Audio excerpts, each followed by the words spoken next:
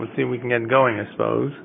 We are on Chaf Aleph Amud Aleph, and I'll tell you where we are. It's in the long lines, and it should be the fifth long line. Tani Rami Bar Chama. Let me make sure that's what we're up to, correct. That's where I have Mark. So right. Okay. Good. So this is the segue into talking about Hanukkah, about whether the types of wicks and the types of oils that we use or cannot use on Friday night for Shabbat candles are going to have an application to what we can use for Hanukkah candles or not.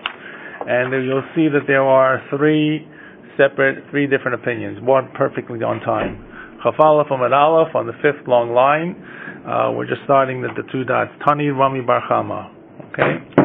So Rami Bar Chama says, Tchilot, okay? Tchilot u'shmanim she'amru chachamim ein madlikim bahem b'Shabbat, ein madlikim bahem b'Mikdash. Okay, so this I kind of jumped the gun. This I said it's Hanukkah. Hanukkah is going to come up in a few lines. This is about the Beit Mikdash. 21A, fifth long line, okay, from the bottom. From fifth long line, it's about maybe 10 lines from the bottom. 21A, 25A, 21A. Chaf Aleph Amud Aleph.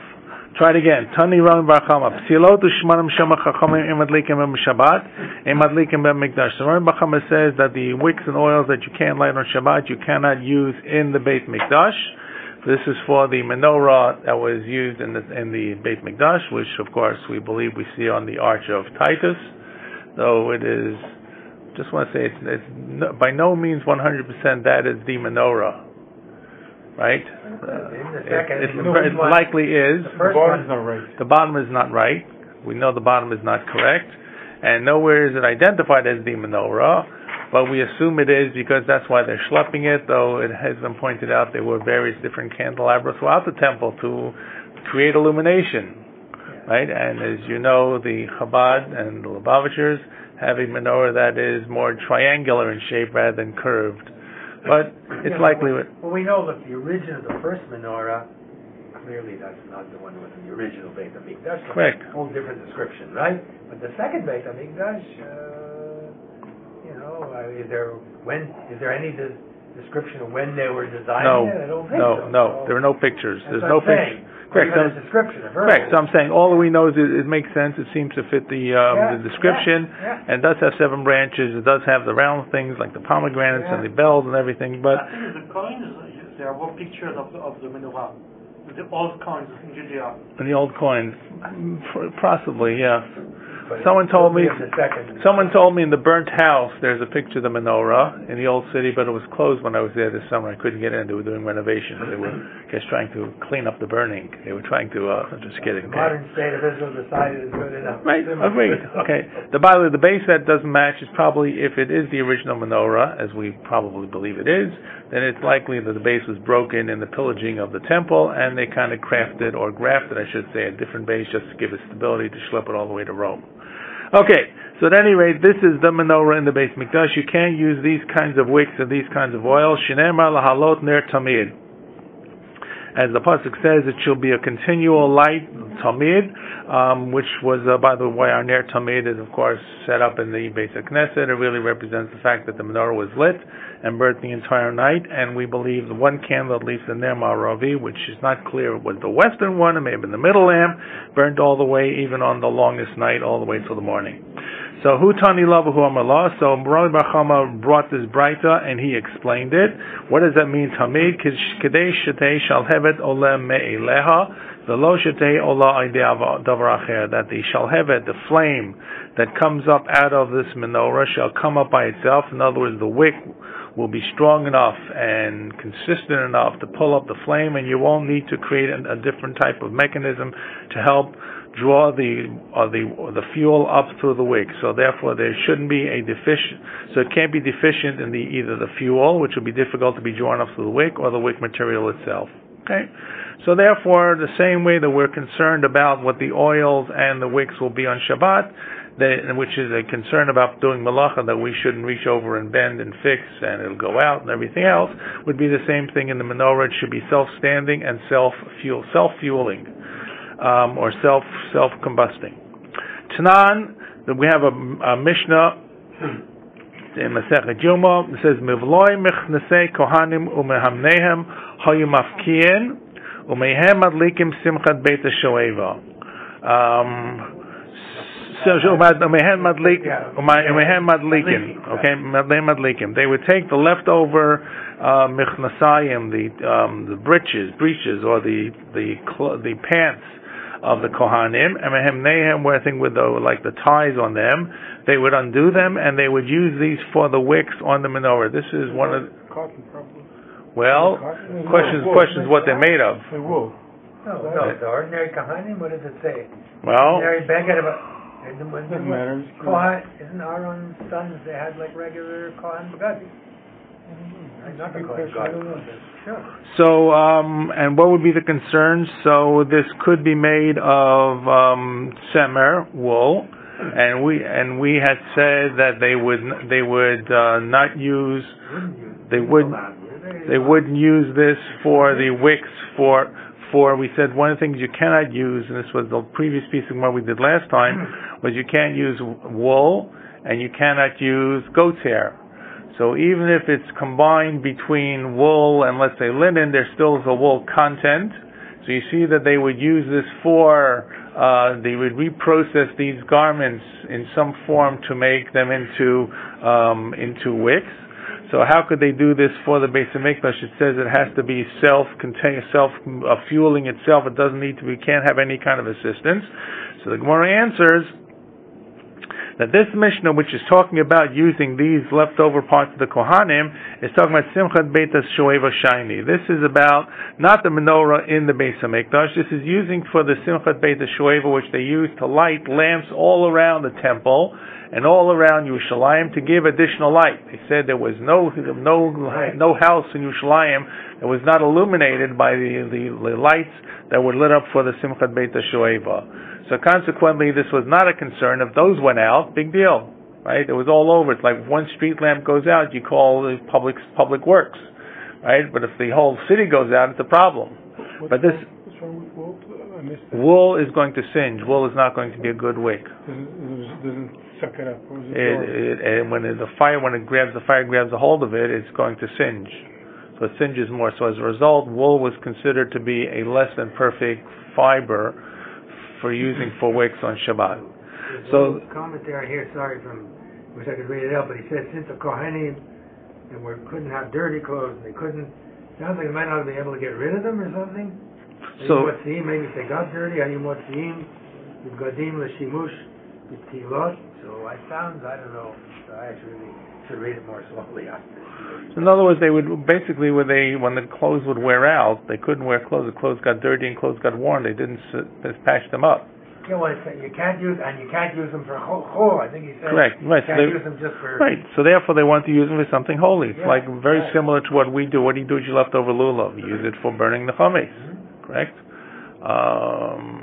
There used to be a minhag, they told me, of making bread kugel. Anyone ever hear this minhag of making bread kugel? That the leftover challah, I've never seen this, but I read about it, I think, I don't recall, maybe in the Eliel Kitov. The leftover challah from Shabbos, what would you do with it? You make a kugel out of it? So they make a kugel in it for next week. So you recycle it. You have to have a lot of challah left over. Or you have to mix it in with something else. No, but I make a bread pudding. Correct. It has nothing to do with Shabbos, but if there's leftover, not every time there's leftover. But right. But the bread pudding was made for next Shabbos. I hear, It wasn't made for Sunday morning, okay? It was I made it for it's a dessert. You can make a nice correct, yeah, right. So all these things are, once again, we try to recycle these. Everything halachically tries to recycle everything that we have. All right, and as a result, when something is holy, you kind of try to use it as best as possible. Okay, if not, you have to treat it with respect, which is of course why we have shemos, which you can bury, right. By the way, you don't have to bury shemos in the cemetery. You can bury them in your backyard if you want. People don't know that. When you're mulching for next year, you could use shemos. I'm not sure if it's really good for the ground. It might be lead-based ink.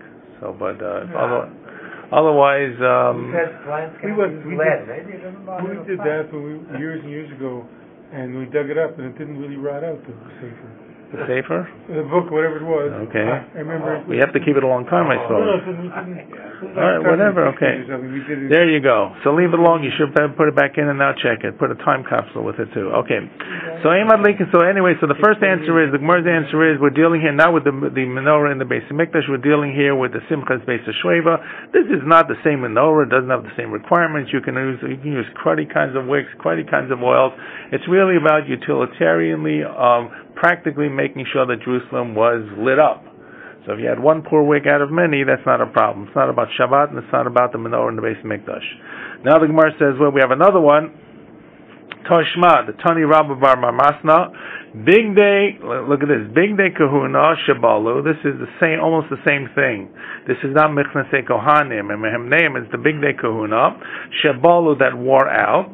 Only just a brisa. Mafkiin osam, you kind of take them apart. Umehen osin psilot lamikdash, and you make them for wicks for the Beis Hamikdash. So once again, this is garments for the Kohanim were made for tzemer. They were made from techeles. Techeles was wool that was colored blue, right? It was made from other fabrics as well. So you see that they're going. So my love the kilayim. This must be, for example, like the avnate, which was the belt, which was made of wool and linen together. So you see that would make sense that you had a belt like a gartel type of a belt. So that would be a perfect thing to make for some kind of wick. And you see therefore that you're using the wool made of the fiber, the wick made of wool. So the Gemara says, no, it's not true. Load the boats. We're talking about specifically the big day kahuna that were made from linen alone. Both is linen. Linen is good. And linen is good, right? Linen is good. In fact, we said that the Mishnah later on in the Perek, which we haven't gotten to, says the only thing that can come off of a tree that can be used is really going to be linen. It's going to be both. Pishtan. I don't think cotton was invented. Cotton was not really invented, correct. It wasn't commercially. Or at least it wasn't commercially available, correct. It wasn't really available in the ancient world. So as a result, otherwise they would use things like hemp. Hemp they use. Yeah. Okay? They use hemp. And that's why there's a whole listing of what wicks are good or what wicks are not good. Okay, so this was the segue to leave Shabbos to go into other topics. We went from Shabbos into the Beis Hamikdash, and now, I misspoke, I said earlier we're going to go into Hanukkah, now we're going to move into Hanukkah. So in Hanukkah, for the Beis Hamikdash, you clearly could not use the same rules for Shabbat.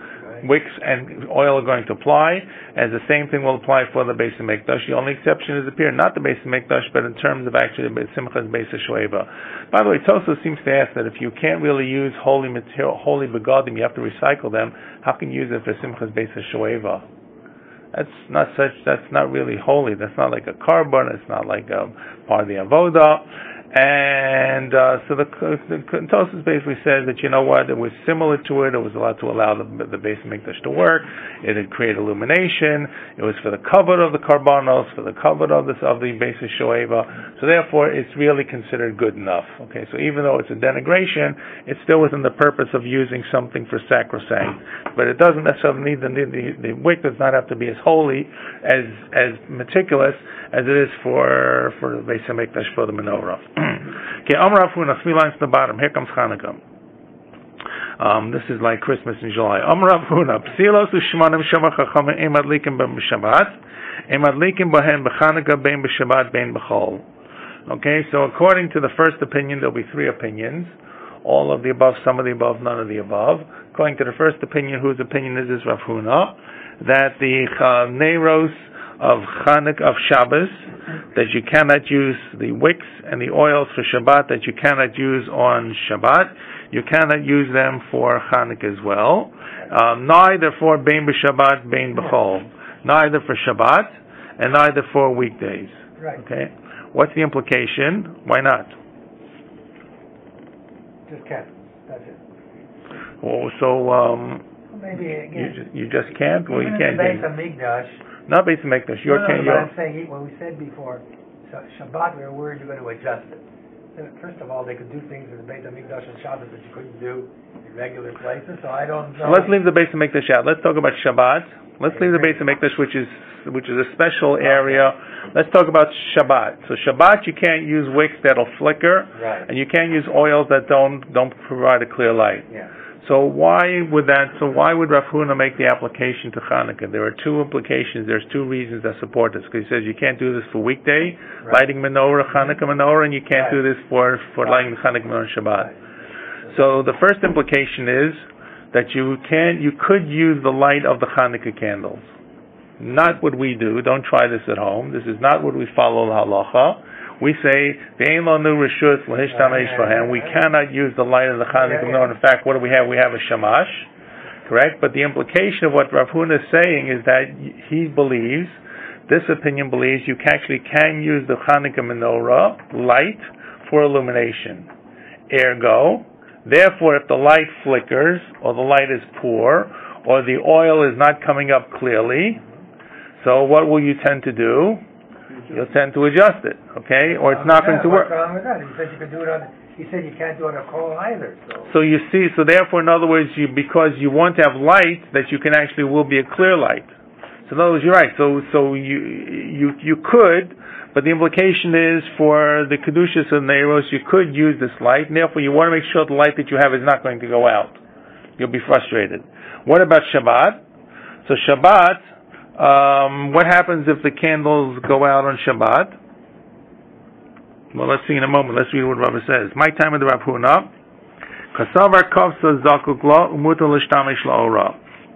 So Rabbi explains that l'chadchila you want to have a good flame. What's kafta mean? I'm sorry. If it goes out. Okay, so I'll just explain it again. Kasavar kafta, if the light goes out, if the candles go out, you have to really make sure that you relight them to burn through. So therefore, ideally, you want to light them to last the entire time of the wick and of the oil, because if it goes out, you must relight them. We don't necessarily paskin like this. If you light a Hanukkah menorah and everything is set to go, and it happens to blow out or something occurs, you do not need to relight them in order to fulfill the mitzvah. The custom is you would go back and light them, but you don't have to. Like after half an hour, you don't have to. Correct. I'm saying, but it has to burn for a half hour. But the rule is, even if it does go out and it didn't burn for a half hour, right? You owe to the mitzvah. If it had the potential to burn for a half hour, okay. Not if you had a birthday candle, right, which lasts for 2 minutes. That's not worth it. But you had enough oil and everything. So therefore, because you have to make sure it burns for the requisite amount of time, you want to make sure that you have wicks and oil that will burn properly, correctly, and smoothly. And that's the first thing. And second of all, l'mutar l'shtamish la'ora, says Rabbah. And therefore, if on Shabbat, if we're to flicker, what would you want to do? You would start to adjust it. So because you can read by the light of the Hanukkah menorah, you can use that light. So in other words, what Rabbah, we don't paskin like this. Oh, I see. Okay, do not do this at home. This is the first opinion. Okay? Right? Here we go. So I'm going to give you a little handout here. Right now, I just want you to look at the chart on the bottom of the page. This actually, sorry. Can you get it, or I'll get it for you? Okay. According to Rav Huna, does it have to burn more than a half hour? According to Rav Huna, it would have to burn whatever you lit it for would have to burn, correct. Even if it's more than a half hour, it looks like. The light has to burn out. It appears to be even more than a half hour, doesn't it? Yeah, you have to relight it, correct. That's right. So I'm saying we do not follow the opinion of Rav Huna halachically. There are three opinions. And just to work you through this, it's on the bottom of this chart. This is, by the way, Murph, this is from Steinsaltz. Yeah. You'll see it on the bottom of the page there, the bottom of the next page? Maybe the bottom of the next page. I'm going to look. Okay. All right, anyways, the stuff on top we'll get to it. We'll leave the chart on the top for now. Okay, but Rav Huna is saying, in other words, if you follow the Shita, Rav Huna says that the purpose of the Hanukkah candles has no kedusha whatsoever. There's no intrinsic holiness to the kedusha of the Hanukkah menorah. Not like we say. So why do we light Hanukkah candles? To make some kind of hecker, make some kind of awareness of what Hanukkah is, right? In other words, but really there's no intrinsic holiness to the kedusha of the candles. As a result, if you can use them, you can use the light of the Hanukkah menorah, and if they go out, you need to relight them. Consequently, that's why you follow this chart of going across from the top of Rav Huna says. Consequently, if they go out, kavta zakut law. If they go out, you have to relight them. And second of all, for the kedusha of the neiros, you can use them. And consequently, for the hadlakas and neiros, from material that chomrim groim, from poor materials, poor wicks and poor oil, it is prohibited for Shabbat and prohibited for weekdays. Prohibited for Shabbat because you will use it for reading, and if it goes out or flickers, you will tend to move it on Shabbat. You'll transgress Shabbat. And weekdays, you want it to burn the entire time, so therefore you want to have quality A1 plus quality oil and A1 plus quality wicks. Make sense so far? Yeah. Whose opinion is this? Rav Huna. So according to Rav Huna, what works or doesn't work for Shabbat works or doesn't work for Hanukkah. It's the same thing. Right. Once again, this is not what we follow halachically. So as I said, don't go home and try this at home. We have two more opinions. That is opinion number one. Turn the page over. Did I skip a word? No. Rav Chisda, last line, I did skip a word. Rav Chisda is the second opinion, says, Madlikim b'hem b'chol, avalo b'shabbat. According to Rav Chisda, you can light these poor wicks and poor oils on weekdays, but you cannot use them for Hanukkah candles on Friday night. So in other words, to kind of make the analogy, for weekdays, it's fine to use cruddy oil. It's fine to use, and I know you want to use olive oil, right, or paraffin. We use that because that's a good oil. Those are good fuels. But let's say you didn't have it. You want to use kerosene, which is a sputtering kind of fire. It doesn't give a good flame, or some of the other oils that we talked about in the Mishnah, or some of the wicks that don't really work well. So for weekday, that's okay. What would be the reason? Because if it goes out, you'll just light it again. Or you don't have to light it. Right. Not just you light it again, you don't have to light it. So you're not worried if you light it and it sputters out. Okay, who died? Go ahead. Tomorrow night's another night. Shabbat, on the other hand, if you can use, because Rav Chisda will say that you can read by the light of the menorah, of the Chanukah menorah, right? Not like we say. Consequently, Friday night, Shabbat, which you're using for Hanukkah candles, you could not use that cruddy kind of oil in case it goes out, or in case it flickers, because you'll tend to want to adjust it on Shabbat, which you can't adjust Shabbos candles. You can't adjust it because Shabbat. So I'll read again. Rav Chisda Amar Madlikim B'hem b'chol avalo b'Shabbat kasavar. What's his reason? Kavsa ain't zakuk law. If it goes out, you don't have to relight it. Therefore, on weekdays, it's okay to use the cruddy, poor kind of oil and wick. But you can use the light to read by from the Hanukkah menorah, not like we paskin. Consequently, Friday night you can't use it. So once again, if you go back to the handy dandy little chart and you read Rav Chisda going right across, Rav Chisda says the mitzvah is to use and make a zech l'neis. However, with the candles do not have any sense of a kedusha, so I can use them. So consequently, if coughs up, it goes out, you don't have to relight them. You can use them, the light, and therefore on Shabbat it's asur, and on weekday it's mutar. That's choice 2. Okay, choice number 3, or opinion number 3, Amar Rav Zera, this is Amud Bet, the second line. Amar Rav Masna, this is Rav Zera. The Amile Amar Rav Zera Amar Rav, either Rav Zera name Rav Masna, Rav Zera name of Rav. Petilot ushmanim shamu chachamim ein madlikim bahem b'Shabbat, madlikim bahem b'Chanukah. The wicks and the oils that you cannot use on Shabbat, you can use on Chanukah, bein b'chol, bein b'Shabbat. Whether it's a weekday or whether it's Shabbat. Any oil at all. I know you're going to say, but you go out either way to buy olive oil. Good for you. Very nice. Okay, but if you didn't have olive oil, you could do that. Right? If you wanted to use butter. Right? All kinds of stories in the concentration camps. People would get a slab of butter and save the butter. Or margarine. I don't know what they would get. Probably butter. And they would save the potato. They hollow out a potato and put a little margarine for the first night of Hanukkah, and they light one candle. This is people who really tried very hard to keep a mitzvah in the camps. So that's what they had. They would starve themselves. Right? Not just they would starve themselves, they would take real risks, because if you didn't eat what they gave to you, right, that was a capital offense. So they'd have to sneak back a potato back to the barracks and sneak back some butter. I don't know how you sneak back butter in your pocket, but they did it. So, Tilo to Shmanim Shama Chachamim Madlikim Mem Shabbat, Madlikim Mem Chanukah, Bein Bechol Bein Shabbat. And Rav Yirmiyah says, my time of the Rav. What's the reason of Rav? Kasavar Kavsa Ein Zakuk La. If the lights go out, if the candle goes out, you do not need to relight it. And the Asur L'Shtamesh Li'ora. And you cannot use the light of the menorah, the Chanukiah. And why can you not use the light of the Chanukiah? Because you want to make it very clear, right, that it's it's a ner mitzvah. We call it ner mitzvah. We can only see them, we cannot make use of them. Is there a prohibition of women doing work during the time? There's a tradition that women don't work when the Hanukkah menorah is burning. So I wouldn't say a prohibition. Tradition. It's a tradition. You shouldn't, but don't beat it down. Use the good minhag. Right? Right? At least for the first half hour while the mitzvah is. We don't do work either. You don't do work either? Good for you. That's to watch the thing burn. Correct. So people have the minhag not to work altogether. But the stronger minhag is that women don't work.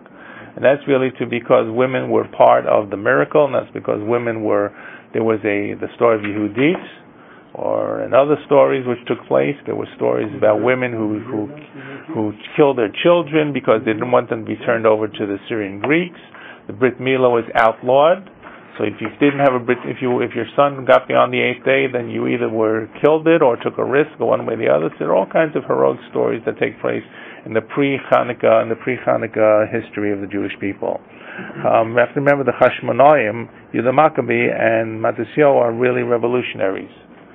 They were the ones who stood out. Thank goodness for Jewish history, they did.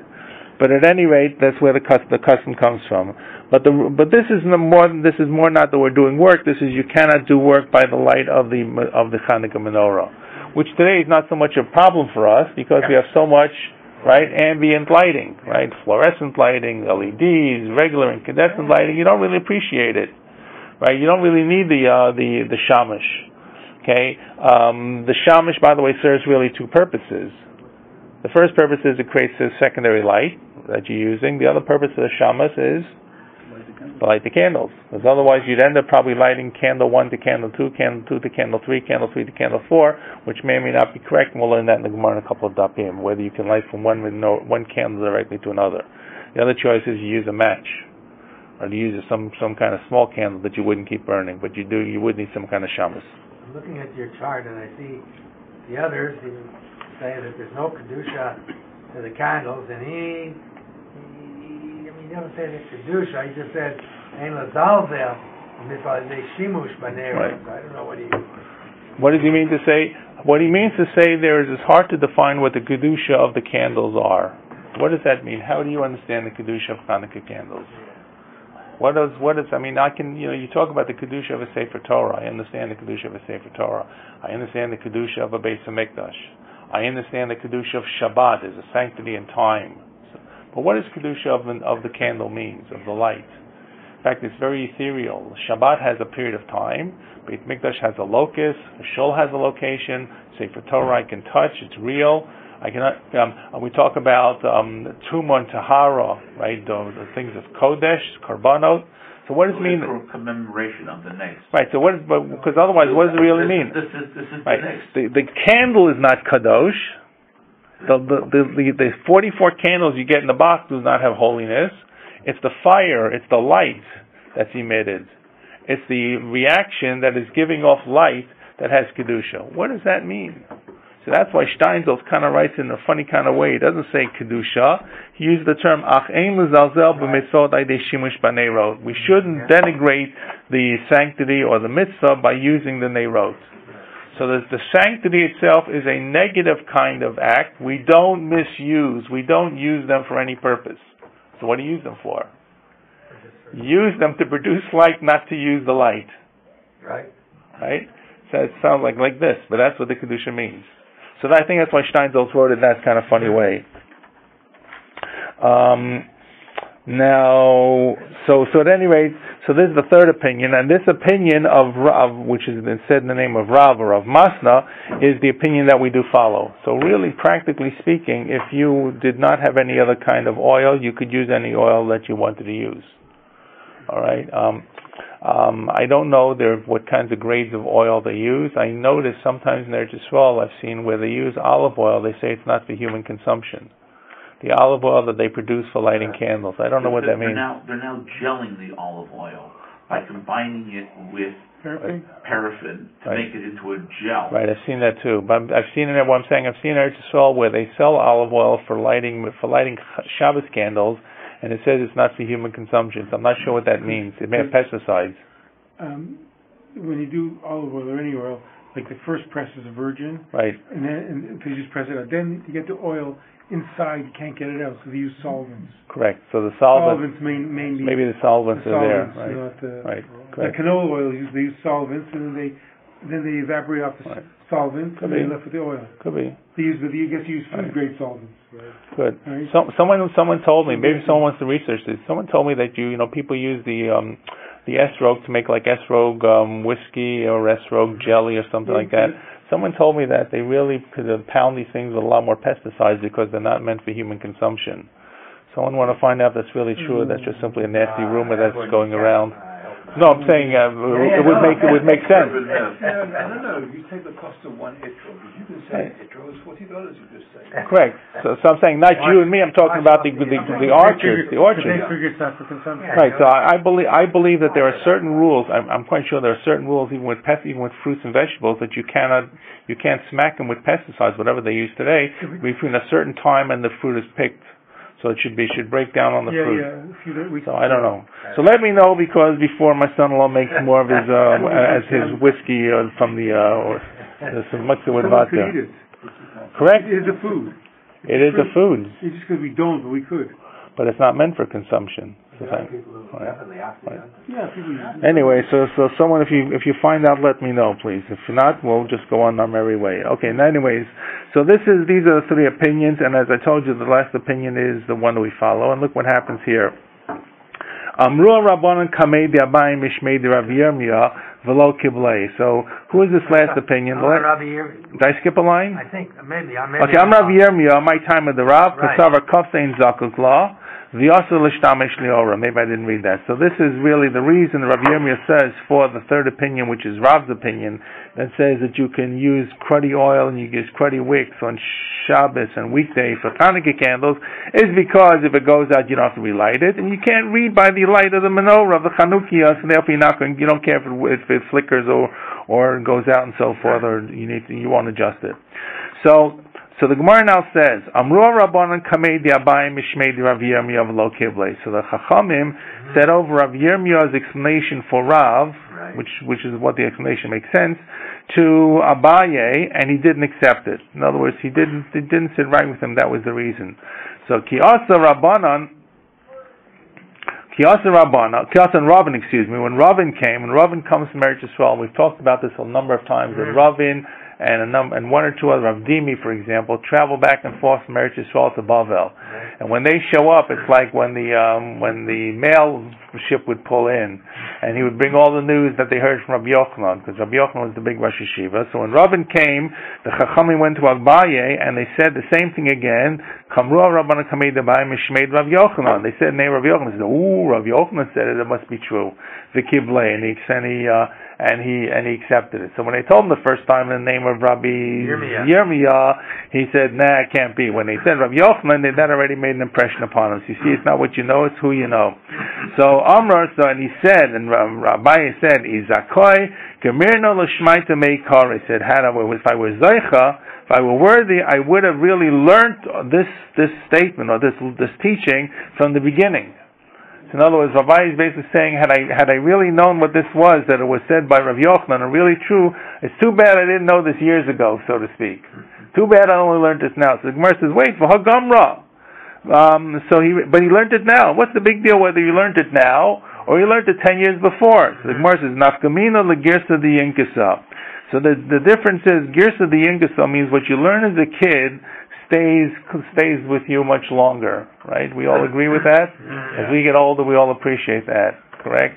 The truth is, when people get older and dementia sets in, the top parts of the brain become befuddled, and what many times happens, memories from the past suddenly wiggle out. when my mother-in-law got old, she would tell us stories from Munkach that were often garbled, but stories she wasn't Munkach, she was a little child, she left Munkach when she was 4 or 5, but things that we had no idea, we had never heard before, right? And that's because when the top parts of the brain, the newer parts of the brain become confused, they tend to uncover the brain tends to pull out the memories from further down.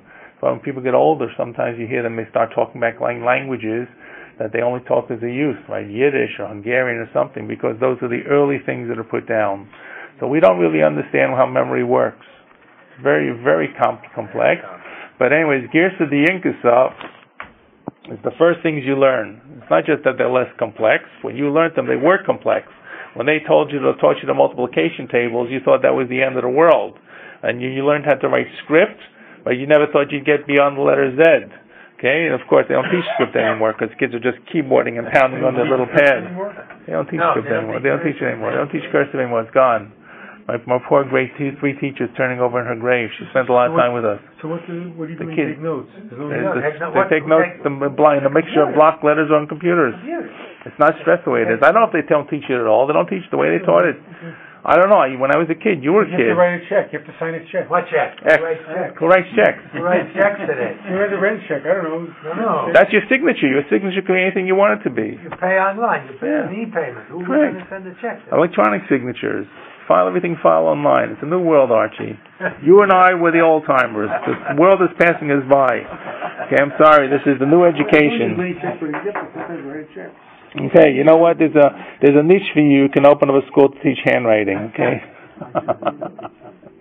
I'm sure they teach some of it, but it's not the stress like it used to be. So if you watch the way kids write, they write in tens. It's not the script.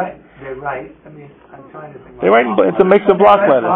They write, but they write like in block letters. Think for a moment. I don't want to get too far off the topic here about writing. When you write Hebrew script, it's not cursive that every letter is connected.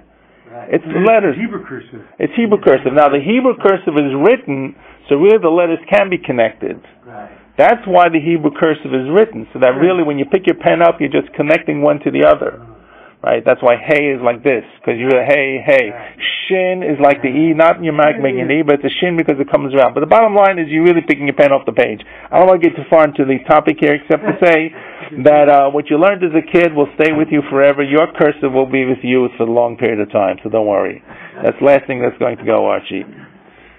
Okay, so, but this is Girsa. In other words, the Girsa D'Yinkasa.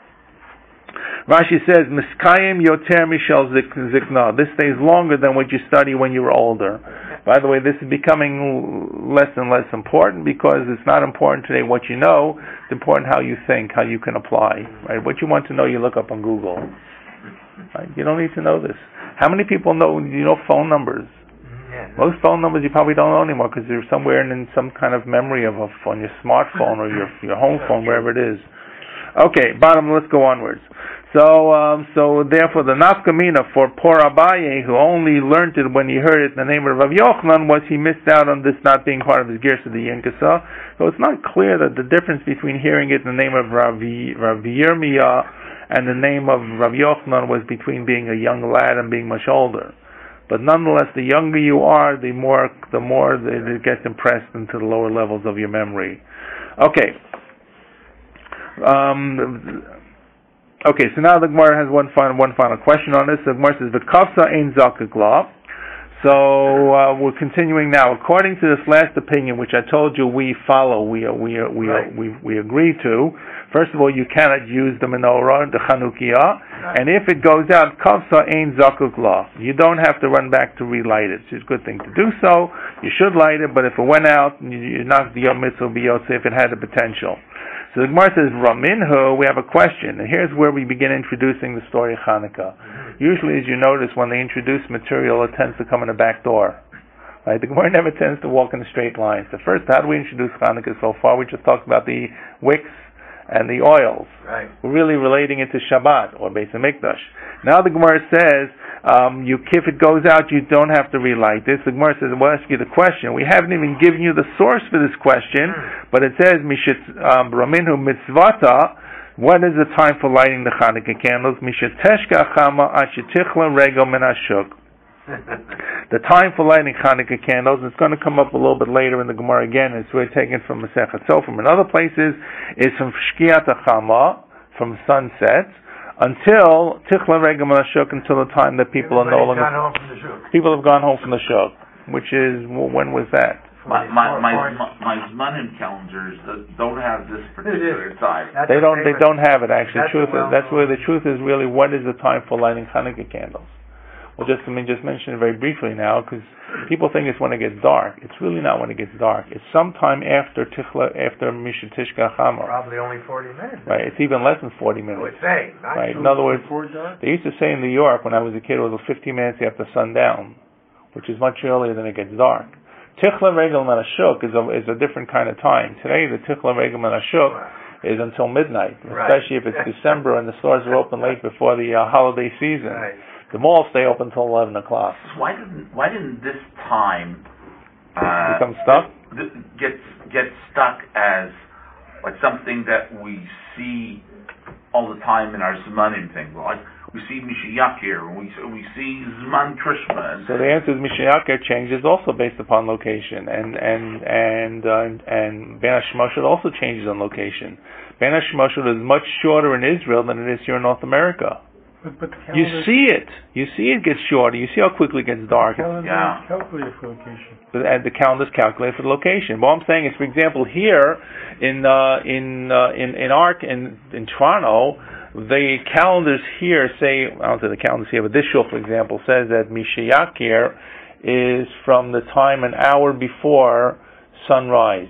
Right, that's the earliest time that we have, and that we put in the shul calendars to make the bracha v'talis and tefillin. Right? I don't know, when I grew up as a kid in New York, it was 45 minutes before sunrise. That's because sunrise actually was not as late as it is, so there wasn't a push to kind of squeeze the time out. So, but I'm saying, so it does vary by location. It also... But what I'm saying is, this particular time, until they came home from the shuk, it's not a... It's not a black and white time? Yes. No time is black and white time. No time is a black and white. The only time it's going to be black and white time is sunset and sunrise. You can either see it or don't see it, right? Don't we know Shkia is... That's what I said. Sunrise is sunset is Shkia, sunrise is Richa. Those times are set. You can't fool with that time. They're clear in the sense. Right, they're clear. Now the truth is, it is clear and it's not clear, because we say the time is for a yishuv, for a city. I'm going to bet if you're on the top of the hill of Thorn Hill, wherever that hill actually may be, it'll be a couple of seconds different than if you're bottom in the valley down at, I don't know, somewhere in the Humber Valley. Sure. Okay, so because one is higher, one is lower. The answer is, yeah, but we kind of say that's the time for the whole area. But those times don't change. The amount of what changes really is how you calculate all the other times. How do you calculate 3 or 4 hours? And from that point, do you calculate it from there? Do you calculate it from Malos HaShachar? How do you calculate the day? Midday is also going to be fairly simple. You can't fool with midday. It's between the halfway point of sunrise and sunset. And whatever midday is going to be, it's going to be midnight. It's going to be the exact opposite place. Right. So midday, midnight, sunrise and sunset are the same. The question really becomes all the other times. When is actually Seitzah Kochavim? You can see. Maybe you can see. You can't see anything. You can't even see stars in the city. You see planets. You see planets. You're seeing Venus and Saturn and Jupiter. They're bigger and much brighter. Those are not when you walk out of shul and you say, "Oh, I see 3 stars." Those are probably planets. Maybe you'll see 1 star or 2 stars like the North Star or Arcturus, and that's about it, because of all the haze.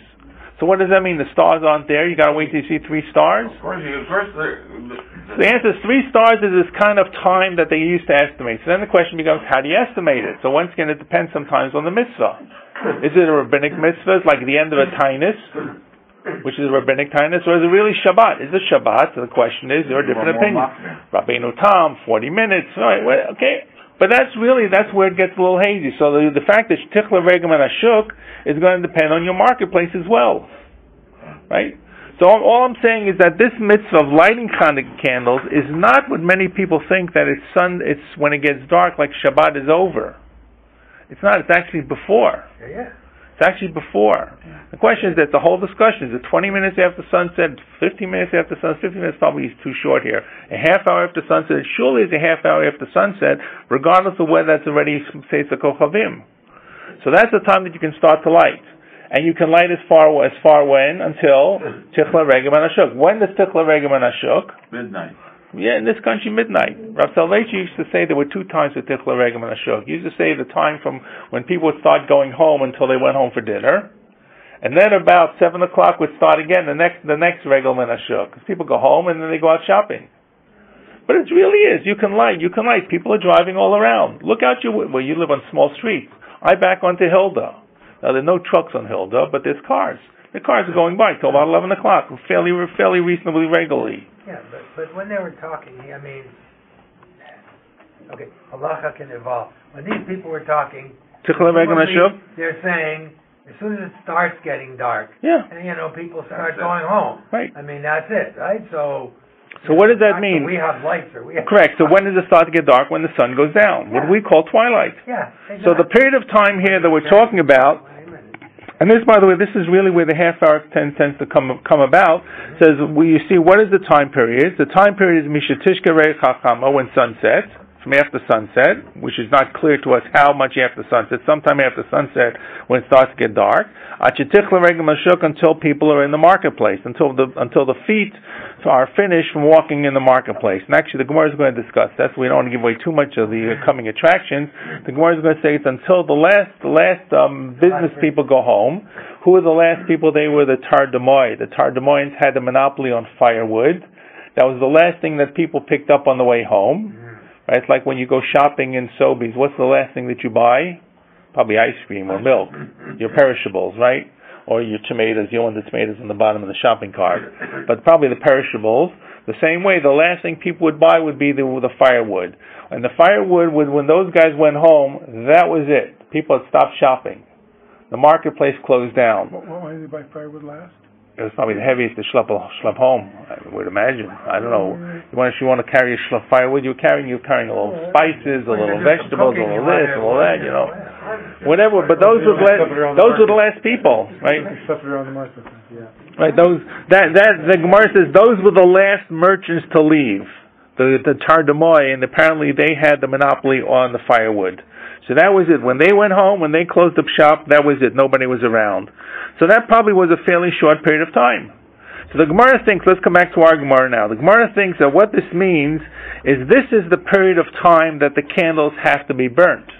Have to burn for. That's what the Gemara's Havamino at this point is. And that's why the Gemara's question for Raminu, mitzvata, the mitzvah of Chanukah candles, mishateshka chama, from the sunset until Hachitichla Regem and Ashuk. My love, does this not mean the kavsa hadar matlikle, that you have to, the candles have to burn this amount of length of time from right after sunset until people leave the marketplace, right? It's like saying, when would the marketplace close down? Probably like the time Shabbos is over. Shabbos is over. It's really dark. After that it would be, so whatever it would be, that's about a half. So it has to burn that period of time. And if it goes out before, you have to relight it. So the Gemara says, which is a kasha on who? It's a kasha on Rav. Kash and Rav and all these people we just mentioned on this page, the third opinion, and Rav Yirmiyah and Rav Yochanan, that Kafsi and Zakik lost. The Gemara says, no, lo, the ilo adlik madlik. So it means, first of all, it means that if it didn't light it, you can light it until the time is over for people leaving the marketplace. Not that this is, if it goes out, you have to relight it during this time period, right? But it means that this is the time period when you should be starting to light the menorah. You should light the menorah during the period of time from after sunset until people finish walking in the marketplace, which is halachically what we say today, except this time is period is until midnight. You can light the menorah, your Chanukiah, until when? Until 11, 12 o'clock at night, right? So people are still out there, because what's the whole purpose of the mitzvah of Chanukah? Pursue Nisa. Someone should see it. Someone should be out there. If nobody's out there, then you're really not going to do Pursue Nisa. Then Pursue Nisa becomes for yourself. We'll talk about whether Pursue Nisa is for yourself as well. I'm saying, but this is the ideal time. So not that if it goes out during this period of time, you have to relight it. This is a time period you have to light it. But if it went out, everybody lives happily ever after. That's what the Gemara says. So lo, dilo adlik, madlik. If you didn't light it by then, you can light it until the point of when people are still in the marketplace. V'inami, another answer the Gemara says, V'inami l'shiura. The other reason is for the amount of time that from between sunset until the end of the people in the marketplace, that's the amount of time the candle has to be lit. It's not giving you a start exact time and an end exact time. It's giving you a length of time. Like saying going from a shear, like saying the amount of time it takes to go from Tveria to Tzipori, which is a mill. Okay, which is Gemara says in a different place. It's telling you what a mill is. So this is a big length of time. That's such a big length of time. Today it's an obscene length of time. Right, so that's what it means. It means it's giving you the shear. The second answer is giving the shear based upon what it was in those days. Exactly. So it doesn't even apply today at all. Correct. That's right. Right. Or it's actually telling what it's telling you. The first answer says this is the time period when you can light it, which does apply to us today. Right. And the second thing is it's telling you the amount of time it has to burn based upon the amount of time back in the day. But it can't mean that because it doesn't mean that today. You'd need to have 4 hours worth of light or 6 hours worth of light in your menorah. Correct. That's correct. Right. So, which nobody has. Correct. So that's correct. So that you'd have to say that's just giving you the time period based upon those days when it was. The same way today, the Gemara says when it's talking about a mill, it says the length of time, the length of the area from Tveria to Tveria to Tzipori, which is a mill. What's a mill? A mill. Like enough. Well, a mill's like a I think from Tveria to Tzipori is further than that. I'm trying to think. I don't want to get into whether it is or it isn't, but the Gemara felt now it may have been the Tzipori of that time. Maybe. So what if Tzipori moves? What if the road moves? What if the road doesn't go straight anymore? The road twists and turns. Does that mean that suddenly mill has gotten longer? No, it's telling you what it was in those days. Okay. But it means, well, once again, coming back to our application, it means that you don't. It means that you don't. If it does go out, you do not need to relight it. Halachically speaking, you should relight it. The one says the opinion of Rav is kafta ein zakufla. Correct. If it goes out, you're not responsible. Yeah. As long as you set up the situation that it had the potential to light and burn, if something happened to it, well. But what it is saying is that in those days, right, the shear, the minimum length of time that it should be lighting is from here or whatever till people come home from the market. Right, which is about a half hour. Which tends to be about a half hour. It's about a half hour, yes. Once it starts getting dark, really, then. Okay. I want you to just calculate in your mind the way we do Shabbos. And please don't hold me to make this exact, but the way we do Shabbos is Shabbos tends to be over about an hour after Lichbenchen. Would you agree to that? Yes. Right? Because Lichbenchen is moved up 20 minutes or 18 minutes before sunset, and then we're doing 40 minutes or 42 minutes afterwards. So the bottom line is, if you're going to finish Shabbos an hour after you light candles, we're now coming. No more early Shabbos is coming up soon. So what we're really saying is between sunset and Shabbos is 40 minutes, correct. 42 minutes. Well, that's about the time. What we're saying now, Mishatishka Chama, we said is about 10-15 minutes after sunset until it gets really dark in the marketplace. That's why they say those candles in the box are really not according to the shear. The 44. Yes. Yeah. Why? Because the more those don't have the shear. Not for Shabbos. No. Whole week. No, they do have it. They do. The problem is the more candles you light. The further you go into the Chag, the more internal heat they make and melt each other. Oh. And if you have especially a menorah which the candles are tight, they tend to burn quicker. And further apart. So they do last like 30 minutes? You know what? You have a project, you're going to let us know. Everybody, okay? We're going to come next week and we're going to light the menorah. We'll light the menorah. I now get the gelled oil. Right, correct, the breakaways. Yeah, it's so simple. Okay, it's a new world. There we go. Your kids won't even remember 44 candles. The blue box, or whatever it was. I'll tell you, when I was a young lad and I first started my first position, I told you it was Branford. One of the things the rabbi did was he would deliver candles to all the balavatim. There was 100 families. And the week or so before Hanukkah, 2 weeks before, you schlep around and deliver candles. That way you got to know your parishioners. It's actually a very clever idea. And yeah. but that was it. Those were the way candles the way they were. Okay, anyways, today's all kinds of newfangled things. Okay, let's do 5 more minutes here. So this was really, as a result, we paskin that you don't use the oil of the menorah. You don't have to relight the menorah, and you cannot use the burning of the light of the Hanukkah menorah on any night. Correct, which is how we paskin. Okay, let's do a short piece, and then we'll look at the handout that we gave you. Until the people are out of the marketplace. Yakama, Sama Rabba Barachana Rav Yochanan. This is now bringing it down a little further. Time Rav Yochanan Ad the Kalya Regla the Tarmadoi. These are the Tarmadois. Right, this is the name of the people who would collect the wood, and they would go out there, they collect the wood, they stay in the shuk until everybody went home, and they would begin to light the fires. I guess they were the last people in the marketplace, so Rashi says, because people would realize they need firewood when at night. Yeah. Right, you need food all day, so you tend to go shopping in the marketplace for lunch and dinner.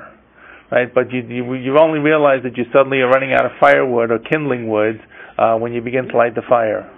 Now, wood was available all over, but apparently these guys were the ones who had the little... somebody has to go and cut it. You buy the firewood first, then you schlep it around the whole market. Correct. So Rashi says, just correct myself a little bit, Rashi says they would be malakte eitzim dakim. They would collect the little kindling wood. I guess it was easy to get big pieces of lumber.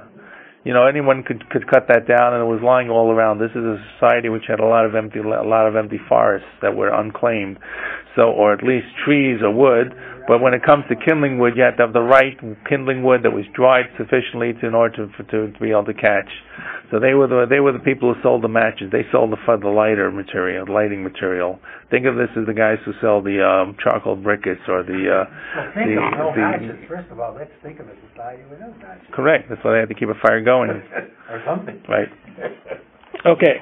Let's come to do this handout page that I gave you. This is taken from Daf Digest. Okay. So this is the piece we just did about Rav Yirmiyah. Rav Yirmiyah said, what's the reason for this? This is the top half of the page. What's the reason for Rav's determination that he says you cannot, if it goes out, you have to light it, and you can't use the menorah? So Rav holds that if the Hanukkah candles will extinguish, one need not occupy himself with rekindling them, and he holds that it's forbidden to derive benefit from the light of the Hanukkah candles. This is what we did. The great majority of poskim rule that it's forbidden to benefit from the light of the Hanukkah candles. However, they disagree on the scope of the prohibition, and here's the broad categories. This is important because we poskim like this. So what does this mean? First of all, prohibition of any usage. The Ritva deduces from the upcoming Gemara that states it's forbidden to count money by the light of the Hanukkah candles, that any usage is prohibited, even temporary or momentary usage is not allowed. The Gemara is going to talk about not counting by the light of the menorah. It's going to say that's a denigration of the light. It's going to talk about different mitzvahs and bizui mitzvah. He does not appear to permit any usage at all, even if temporary and even if it's not irreverent. So even if just to count, the small, you want just to look at a small word, you couldn't even look based upon the menorah.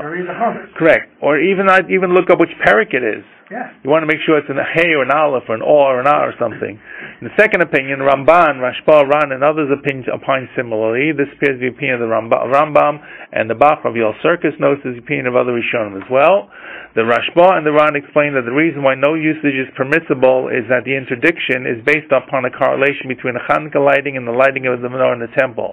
The Rashba adds an additional reason that usage of the mitzvah is irreverent and derisive. So all of these say you can use no prohibition. You cannot use any use of the menorah at all, the light of the menorah. Forbidden, out, all wrong. Second opinion, prohibition of non-temporary or demeaning momentary usage. The Rosh holds, there's a second opinion, that non-temporary usage is forbidden because observers will say that by virtue of the fact the person is utilizing the Hanukkah lights, it must be there not candles of a mitzvah, not near mitzvah.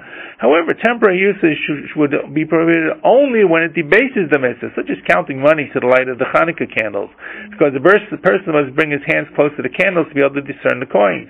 Thus, according to the Rashi, it would appear that the base of the prohibition is to prevent misconceptions of the person's intent, and thereby diminish the promulgation of the miracle of Hanukkah. As well, the prohibition is intended to prevent the demeaning of the mitzvah. So consequently, if you were using something we're not debasing, let's say you want to see what page number in the Gemara it is. You want to find out, should you be learning Chaf Aleph or Daf Chaf? Chaf Aleph or Chaf Bet? And you took the menorah and put it up to the Hanukkah candles and you got a glimpse from the light, that would be okay. That's not wrong according to the Rosh. Okay, next opinion. Prohibition of profane usage. The Baal HaMoran first in the upcoming Gemara that states it's forbidden to count money by the light of the Hanukkah candles, that only usage of a profane nature is unacceptable. Yet to use the candlelight for a usage of mitzvah would be allowed. Following this view, the Baal HaMoran permits eating the Shabbos meal or learning to the candlelight of the Hanukkah candles. That's the Baal HaMoran's opinion. I don't think we really follow this. The authorities disagree as whether the Baal HaMoran permit mitzvah usage even in a non-temporary fashion or only in a temporary manner. Let's say you're really eating. There's enough to eat, but you're not quite sure about if the thing on your plate is walking or not walking. So you want to find out actually probably the meaning, okay? But let's say you don't know what bracha it is. Right. But of course, today this is all totally irrelevant. It could be irrelevant. Let's say you had a blackout. Let's say you had a blackout in the room. Or let's say the lights. You know, I don't know where you light your menorahs of Hanukkah, but we tend to light them on our front window. Right. Okay, and then we walk out of the room. We usually turn the lights down. So what happens is you walk into that room and you want to see on a bookshelf, you want to pull, let's say, a safer off the wall. You want to make sure leave the lights on because at Chas v'Shalom you want to see if there's a fire or something. We turn the lights. We turn them out so that they look nicely outside for pursuing Esau. Because people can't see from the outside in if all they see is the lights of your living room or dining room. It looks beautiful. So actually, I'm not telling you what to do. I'm just saying it's not unreasonable. So let's say you walk in. I want to see. Is this a chumash or a siddur? It's sitting on the shelf. Is this a rashba or a ritva? Is it a Tanakh or is it a Torah? So it's not unreasonable that I would be using the lights briefly. According to the Baal HaMoran, it's not a problem. In application, here we come to the finale. This is it. What to do at home. In the Shulchan Aruch quotes two opinions. First, he presents without contestation. Well, fancy word. The view that no usage at all is permitted, even temporary usage for mitzvah. Then he presents that there are those who hold it's permitted to use the candlelight for a mitzvah. Under these conditions, the halacha follows the first opinion stated without contestation, which means you shouldn't really use it all. So preferably, if you're going to look on the bookshelf to go see if it's a chumash or a siddur, take out your little handy-dandy smartphone and put on the torch version that you can see it. There you go. Put the light back on. Oh, okay, it's okay. It's fine. Okay. So that really takes us back to that, and that will really take us up to where we're going to stop for today. And next time we learn is really going to be about Hanukkah. Now, the next time is going to be, next Monday is Labor Day. Right, so I'm going to make the executive decision that we're not going to learn on the Yom Tov, on the holiday. Now, what happens the week after that? I have to remember that.